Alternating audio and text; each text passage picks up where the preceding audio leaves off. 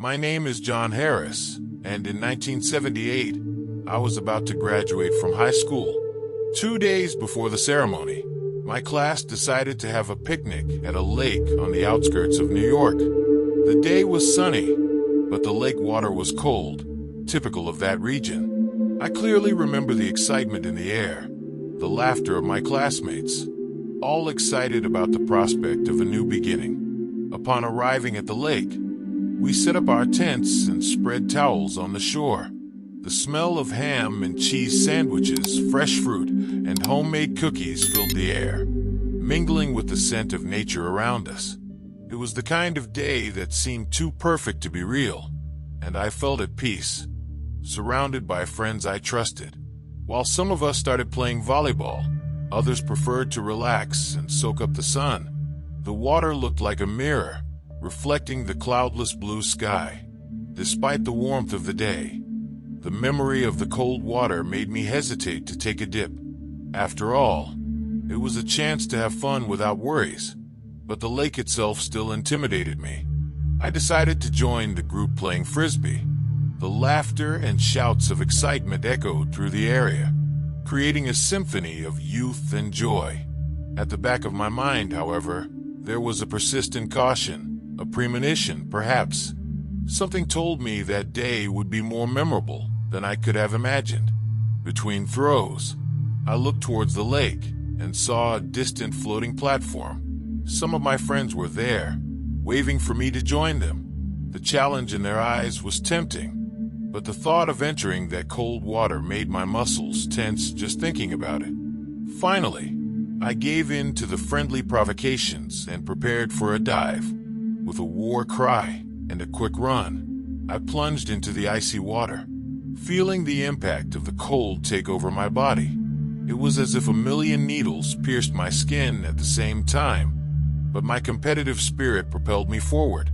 As I swam towards the platform, I tried to block out the cold and focus on the joy of the moment. Little did I know that impulsive decision would lead me to an experience that would change my life forever. With my heart racing and my muscles tense, I started swimming towards the floating platform. The shock of the cold water was like a wave of electricity that coursed through my body, but the adrenaline pushed me forward. With each stroke, I felt my arms moving more slowly, the cold beginning to penetrate my bones. But I was determined to reach my friends. Halfway there, a sharp pain took over my stomach, cramps. My legs stopped obeying, and panic began to set in. I tried to stay calm, but with each movement, the pain intensified, and soon, my arms started to fail as well. Feeling my body sinking, my mind went into full alert mode. With each gulp of water, my desperation grew. The water invaded my throat, making me cough and choke. I could see the platform and my friends waving, unaware of my plight. I waved frantically at them, but it seemed like we were in different worlds. They were playing, and I was fighting for my life. When I found myself submerged, everything around me became a distorted dance of light and shadow. Panic turned into a frantic struggle to reach the surface. My vision began to blur, and every second felt like an eternity. The lake, which had seemed so peaceful before, was now a battlefield. As I sank, the aquatic plants began to brush my feet. They were like hands pulling me down into ever-increasing darkness. The sensation of being trapped, unable to move freely, heightened my despair. I knew I needed to do something, but my body was paralyzed by fear and pain. When I finally reached the bottom of the lake, it was like falling into a cold, dark abyss. I sat there, eyes wide open, body trembling with cold and fear. With each attempt to push myself up, it felt like I was sinking even further. The reality of my situation began to sink in. I was dying. At that moment, something inside me started to give way. The relentless struggle turned into a somber acknowledgement of my mortality. There was no more energy to fight, and a strange feeling of acceptance began to envelop me. The despair was slowly replaced by a resigned calm. At the moment when my body began to give in to fatigue, a soft and familiar voice emerged in my mind, asking me to rest. My thoughts fought against the idea of giving up, but the pain was unbearable, and the serenity of the voice was tempting. It was then that, with one last effort of faith, I decided to let go. As soon as I made that decision, I felt an instant change. Suddenly, I was no longer struggling to breathe or flailing in the icy water. I was transported to a warm and welcoming place. A tunnel opened before me, illuminated by a bright light at the end. I felt enveloped in deep peace and a sense of unconditional love. As I approached the light, the feeling of joy and freedom increased. I could breathe again, and the terrible feeling of despair completely disappeared. The light not only illuminated the path ahead, but also seemed to fill my being with a comforting warmth. It was as if all my fears and worries had been washed away. The journey through the tunnel was brief but transformative. Each moment brought me closer to that radiant light, and each step took me further away from the agony and fear I had felt in the lake. I was ready to embrace this new reality of infinite happiness and love. The presence of the light was comforting, almost as if it were welcoming me back to a place where I had always belonged. Finally, I reached the end of the tunnel and was enveloped by the light. The experience was indescribable, a mixture of ecstasy and serenity that I had never felt before. It was as if I had found my true home, a place where I had always wanted to be but never knew existed. The light seemed to recognize my presence, welcoming me with a warm reception. This transition from absolute terror to unwavering happiness was a relief I could never have imagined. The presence of the light gave me the certainty that everything would be fine, regardless of what happened next. I felt complete, as if I had found a part of myself that was lost. This moment of relief marked the beginning of a new understanding of life and death. I learned that surrender can be a form of liberation, and that sometimes letting go of control can lead us to a state of peace and acceptance. This was just the beginning of a transformative journey that would change my perception of everything around me. As I settled into the light, I was taken to a vast spherical space where hundreds of small screens displayed scenes from various lives I had lived. It was an overwhelming and immersive experience. Each screen showed a moment, a lesson, an emotion I had felt at different times and places. My eyes could barely keep up with the richness of details passing before me. Focusing on each scene, I felt as if I were reliving those moments. But this time, there was a new layer of understanding. I could feel the impact of my actions on other people. If I was consoling a friend in one life, I felt their gratitude and relief. If I acted with indifference or anger, I felt the sadness and pain I caused. Everything became transparent and deeply clear. The light beside me was not just a spectator, but also a guide, helping me understand these experiences. See how this moment shaped your character. The light seemed to say, see how this decision affected those around you. There was no judgment or condemnation, just deep understanding and an opportunity to learn and grow. I relived moments of extreme joy, like the birth of a child, and moments of deep sorrow, like the loss of a loved one. Each emotion was amplified, and I could clearly see how each experience contributed to my development. Life, which had previously seemed like a series of disconnected events, now made sense as a complex and beautiful tapestry.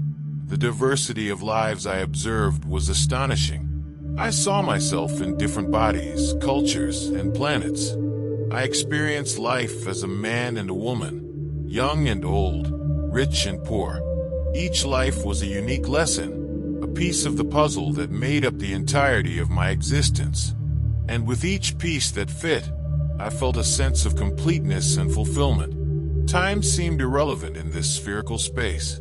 It felt like I had spent months, even years, revisiting these lives, but at the same time, It all happened in an instant. The understanding of each experience filled me, and I knew that regardless of the time that had passed, the lesson remained. I was there to learn, grow, and evolve. At the end of this review, the light comforted me with a loving presence, reaffirming that everything I had gone through was part of a greater plan. I felt filled with gratitude and humility. The life review showed me that despite the mistakes and achievements, each experience had a purpose, and that purpose was to guide me back to the unconditional love I had felt upon entering the light. When I finally reached the heart of the light, I felt a loving presence by my side. It was like being embraced by an invisible force, full of warmth and understanding. The light, without a physical form, seemed to know every part of me, every thought and feeling. And then a serene and welcoming voice resonated in my mind. "John, you are safe here."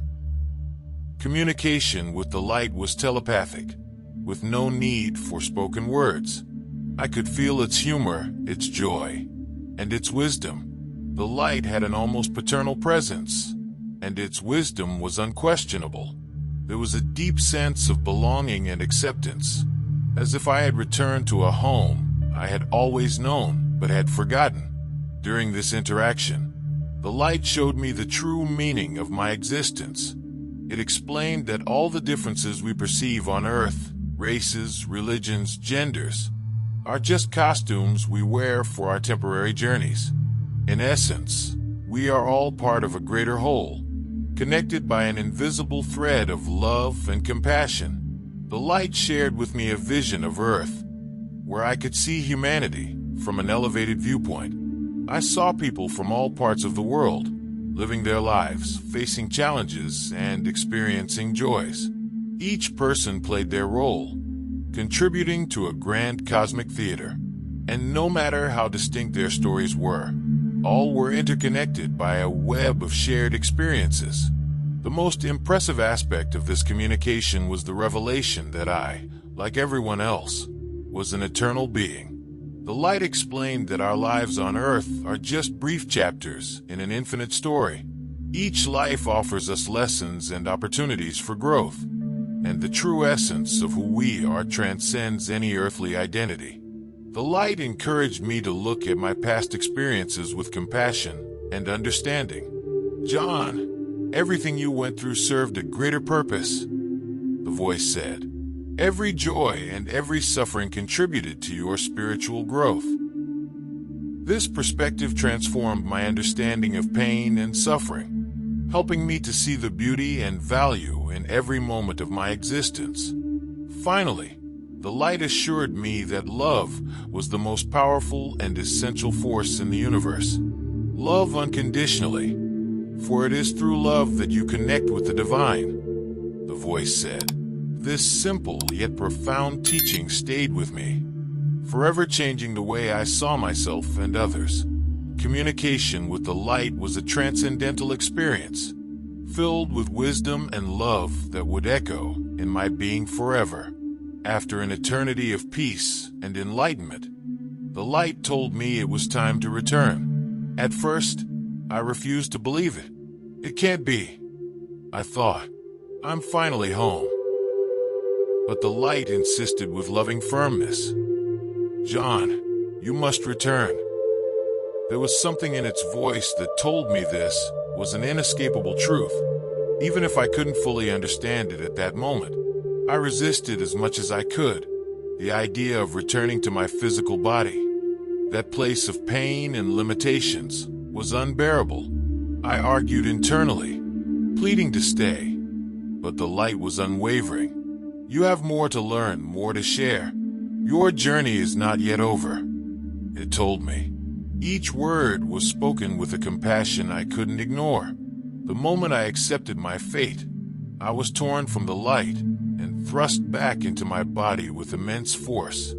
The sensation was like being squeezed into a very small space, like trying to fit a large soul into a tight body. It was a painful and abrupt transition, which brought a new appreciation for the limitations of the human body. I woke up on the shore of the lake, with friends around me, trying to revive me. The shock of cold and pain upon my return was indescribable. I coughed and expelled water from my lungs, struggling to breathe. Each breath was a mix of relief and suffering. My friends looked at me with expressions of panic and relief, unaware of what had really happened to me. At that moment, I felt a disconnection between my experience in the light and my present reality. The glory and wisdom of the light were still fresh in my memory, but my mind and body were struggling to reconcile that memory with the rawness of survival. It was like living between two worlds, neither of which seemed completely real. As I regained my senses, I was flooded with a torrent of emotions. Gratitude for being alive, sadness for having left the light, and confusion about what it all meant for me.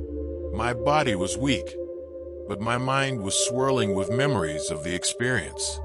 I tried to articulate what I had gone through, but the words escaped me. It wasn't something I could easily explain. In the following weeks, I struggled to find meaning in all of this. I felt displaced, as if part of me was still in the light, while the rest tried to adapt to normal life. The lake, which had once been a place of fun and camaraderie, now seemed like a portal to another dimension, a constant reminder of what I had experienced.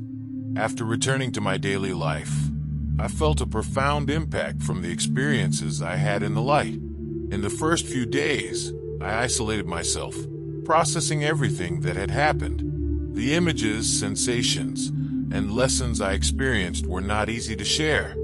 I felt as if I was carrying a sacred secret, something that transcended common understanding. For nearly 30 years, I kept this experience to myself. In 1978, talking about a near-death experience would have been met with skepticism and misunderstanding. I feared being labeled as crazy or visionary. So, I pretended to forget what had happened, living my life like any normal person, but carrying within me a treasure of wisdom and a constant longing for that state of absolute peace. It was only in the late 2000s, when I read a book about near-death experiences, that I found a name for what I had lived through. The term near-death experience, NDE, resonated deeply within me. Reading about other people who had similar experiences, I felt a wave of relief and validation. I was not alone. There were others who had also touched that transcendent state. This recognition brought me a profound sense of peace and purpose. I realized that my experience was not just an isolated event, but part of a greater understanding of life and death. With this new clarity, I began to look at my life with a new perspective. Every moment, every interaction, every experience had a deeper meaning. The impact of this experience shaped my worldview. I became more compassionate, more patient, and more aware of the connections between all beings. The near-death experience taught me that love is the essence of existence, and that all our actions should reflect this truth. I began to value the small things more. The simple joy of a smile, the beauty of a sunset, the magic of the now. I decided that my mission was to share this understanding with others. I began to speak openly about my experience, first with close friends and eventually in larger groups. I discovered that my story had the power to inspire, comfort, and heal. People listened attentively, often with tears in their eyes, finding hope and solace in my words. Every time I shared my story, I felt a deep connection with others. I realized that my experience was not just about me, but about all of us. It was a reminder of our shared humanity, our common destiny, and our infinite capacity to love and be loved. I decided that I needed to help people find peace and joy in their own lives. I began to get involved in volunteer work, supporting underserved communities and offering advice to those in need. Every act of kindness, no matter how small, became an expression of the universal love I had experienced in the light. These actions filled me with a profound sense of satisfaction and connection with others. Beyond my volunteer activities, I sought ways to share my story on larger platforms. I participated in lectures and seminars where I could talk about my experience and what I learned. Seeing the reactions of people, often moved to tears, showed me the profound impact my story could have. Each person touched by my narrative was a step closer to a more loving and understanding world. I realized that my mission was not just to speak, but also to listen. Many people sought to share their own experiences and spiritual quests with me. Listening to their stories and offering a friendly ear was a fundamental part of my journey. The exchange of experiences helped us grow together, creating a network of support and understanding. Spirituality became a central part of my life. Practices like meditation and prayer helped me maintain the connection with that light I knew. These daily practices reminded me of the peace and love that exist beyond the physical plane and gave me the strength to continue my mission here on Earth. Every day, I felt more aligned with my purpose. The mission to spread love and compassion also extended to my family and friends. Over time, I was able to open my heart to those closest to me, sharing my experience and the teachings I acquired. These conversations brought a new depth and understanding to my relationships, strengthening the bonds of love and mutual respect. In the end, I realized that my mission was a continuous journey. Each day brought new opportunities to learn, grow, and share. The light taught me that although our lives on Earth are temporary, the impact we leave can be eternal. And it is through love, compassion, and service to others that we find our true purpose and meaning.